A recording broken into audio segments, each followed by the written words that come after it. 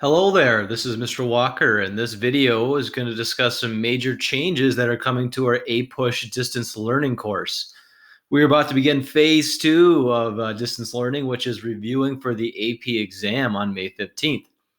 And in this video, I'm going to discuss two big topics with you. One, I'm going to break down the methodology and the schedule and the objectives that we hope to achieve with our reviewing for the AP exam. And then I'll roll out Unit 4, which is the first part of our APUSH exam review. So kind of give you directions on how to get the first couple assignments done. All right, so some context about the AP exam and how we're going to review for it. As you hopefully know by now, there's been some major changes to the AP exam because of COVID-19 and distance learning. The test is now on May 15th. It's at 1 p.m. and it's going to be a modified DBQ where you have 45 minutes to write a response. We're going to spend the next 4 weeks focusing on review for this test. The goal is to make you as prepared as possible so you can be successful and earn college credit. There'll be two parts to the review. Part 1, which will be the next 2 weeks, weeks 1 and 2, is going to cover periods 3, 4, and 5. And then the second half of our review is going to cover periods 6 and 7, and that'll take place during the 3rd and 4th week of this exam review. Some perspective for you about this test. There have been lots of dramatic changes for everybody involved in any AP class because of COVID-19. The test is going to be taken online. The format has been dramatically changed. Lots of stuff has been cut out. There's no more multiple choice, no more LAQ, no more short answer, and even the DBQ is smaller than it normally is. Across the country, there's some schools that are not allowed to give their students new content or even to review or interact with their students just because of district or state policies they've taken up. There will be new curves for passing, most likely being lower curves just because of the lack of personal face-to-face education that everyone is getting across the country. And just in general, there's less equity with this test. Like students that don't have access to Wi-Fi, that don't have access to multiple digital screens, all kinds of things are going to make it so that this, test will be harder for some kids and easier for others. So from like a national perspective point of view, it's good to keep that in mind as you're reviewing that like this is different and weird for everybody, and it's going to lead to just a different exam experience and results than has been in the past. Usually for our class, when we do review, we spend 3 weeks in class reviewing for this exam. Students would get a ton of work to do at home for content, so you get the content on your own, and then we come back together in class and we do a ton of thematic reviews and a lot of skill practice and practice, essay writing activities and things like that. With distance learning and just the dramatic changes to our exam format, that policy, that way of reviewing that we had done in the past really isn't practical because it's a lot to ask of you to do all on your own. It's not necessary because the emphasis on like a theme or on like how to write a long essay question or a short answer multiple choice, it's not necessary anymore because those are not going to be on the test. And it's just not realistic to expect students to put as much effort independently on review for all their AP exams as juniors as it would have been in the past when there's time in class. So because of that, there are some major changes to how Mr. Saturn and myself are going to be reviewing this year. We looked at it from really 3 big things, our main objectives. 1, we need you to know the content again, especially content from periods 3 through 7, which is the stuff that will be tested on the exam. So what we do will be a lot of just making sure you remember some big events, big ideas, covering that content. Number 2, we want to get you a lot of practice with modified DBQs. Want you to see the prompt that you'll be seeing, like our version of it. Want you to practice the skills. Want it to become just really, really, really easy for you, natural. Almost to the point where it's probably going to feel repetitive and boring and basic, but that's the goal, is make sure that you're an expert at this part of the test. This is really the only part of the test. Looking at documents, putting them to groups, writing a thesis that uses the documents as evidence, analyzing documents using HIP, things like that. we're really going to do a lot with practicing those DBQ rubric skills. And then the last part, and it might not always seem like this, but this has really been a goal and a focus for us, has been to be reasonable and manageable with the workload for review.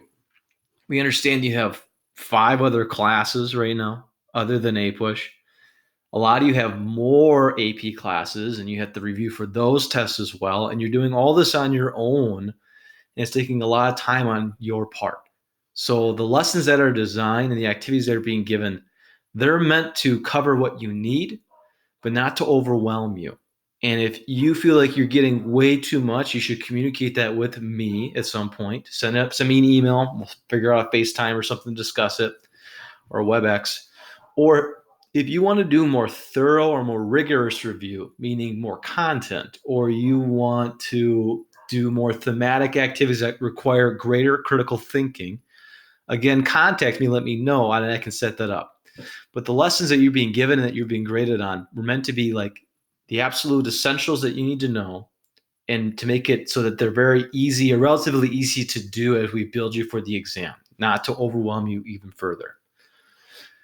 And I already kind of talked about the personalization aspect of this, but like for each of the review assignments that you get, you'll have the opportunity to self-select like what tools you want to use to review. We got review videos, some are long, some are short. You can pick the ones that you want to use depending on the amount of time you have and how thorough you want to get on your review. We also have access to review books. So if you want to read that, that's a pretty thorough activity. You can do that if you have the time and the desire to do so. And the College Board has also rolled out some pretty thorough videos for review as well that you'll have access to. They're pretty hefty and contented and they're great, but they do take a lot of time to watch and to process.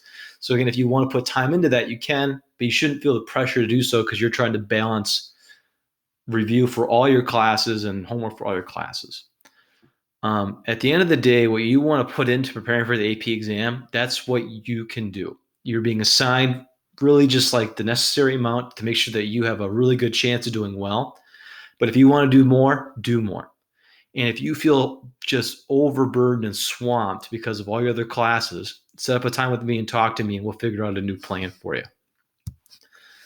Okay, so our review schedule and expectations. Just some changes that are going to begin with AP review.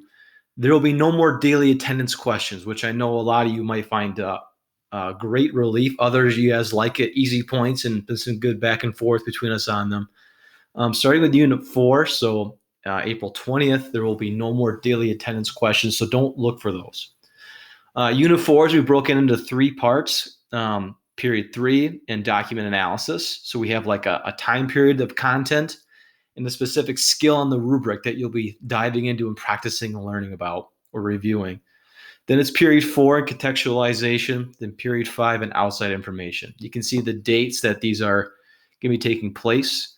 For each period, there's going to be a list of tasks and lessons that you need to complete. You'll have to do these in sequential order, and you're not going to be able to do the second task after you've done the first task, and you won't be able to do the third task until after you've done the second task. So they got to be completed in that pattern sequential order, very similar to what you would get in embedded health. Each part of a unit is going to be opened up. You only have access to one unit. And then at the conclusion of that unit, the next unit's going to open up, or the next part's going to open up. So like right now, if you go on Schoology, you'll only be able to get onto period 3, and you're only going to have access to that bit of review until Wednesday or Thursday, April 23rd. And at that point, I'll open up period 4, and then you can start doing that stuff. And then open up period 5 on April 29th. So they're not all available right now. They'll open up when we get to these dates after we concluded one unit. That's stuff with pacing so that you're not rushing through it, and also to kind of help guide you on how much you should be reviewing each day. And then the last part I want to talk about is Unit 5. Unit 5 is broken into 2 parts. It's going to cover periods 6 and 7. And we'll actually be doing some timed essay writing practice during period 5 or Unit 5, just so you can get used to like writing in that situation where you have 45 minutes to look at the documents and to put something together. And that kind of practice will hopefully make it a lot less overwhelming the day of the test when you're asked to do that with a brand new DBQ. All right. So now I'm going to give you a brief tour of just the first several lessons for our review during Unit 4. So here's our School As You page, and if you open this up, this is what you would see. There's now a new folder right here, Unit 4, AP Exam Review Part 1. Right now, there's just the one part in there, Lessons 10 and 11, which is about Period 3 and document analysis. And if I open that up, you can see that like only the first thing on here you can access is this video that we're watching right now. Once you watch this, the next thing will open up and you can then complete that. When you complete that next step, the third step opens up and so on. All this is due by Wednesday, April 22nd. So you have like 3 days to work on to get it done. If you want to get it all done on Monday, that's great. If you want to spread it over 3 days, that's great too. You should really be budgeting about 45 minutes to an hour each day for APUSH as you're reviewing for the test. So watch the video, got it. Next part's going to be a quick little quiz about the AP exam rubric. So if you've been watching the videos and following with the changes, you're probably going to ace that your first time through.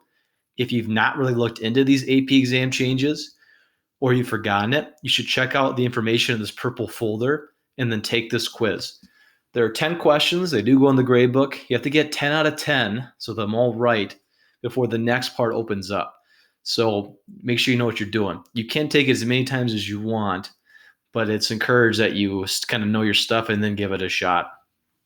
After you've done this exam rubric quiz, which really just goes over like the outline of the test, when it's taking place, what you're being tested on, I then want you to watch this 10-minute video about Period 2.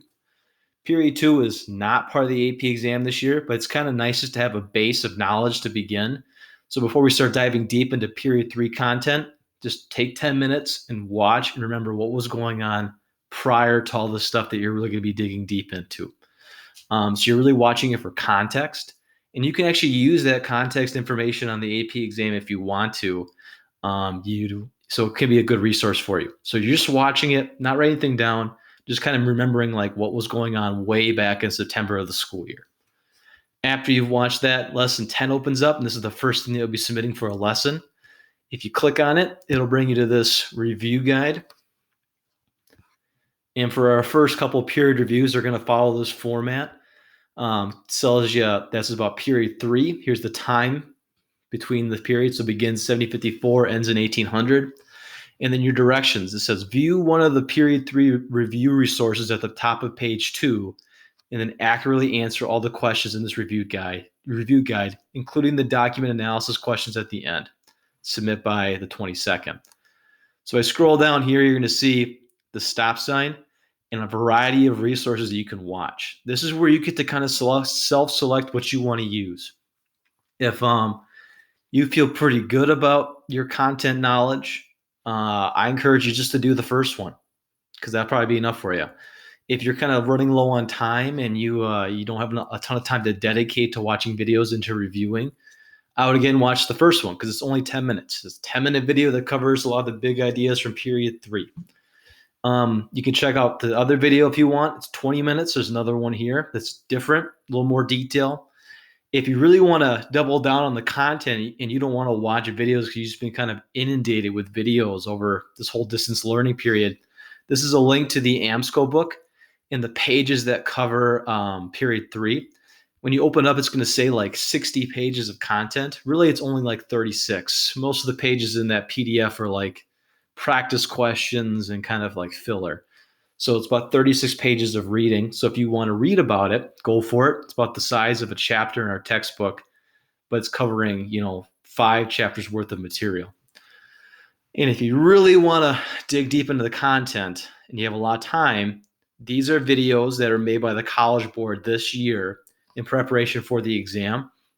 And they'll walk through the big ideas and events and concepts for Period 3. And they're teachers for cross country that have made these, and they've made their videos based on PowerPoints given to them by the College Board. So if you kind of want to get the materials that are coming like right from the source of the test maker, you should check these out. There's a lot to check out though. It's 3 hours total to watch each of these. Each is about an hour long. But if you really want to heavy emphasize your review for AP US History, that might be your best resource there is to watch those. After you have watched or read one of these things here, work your way through these questions. These are just kind of basic review questions. Wherever you see red text, you should type in the response.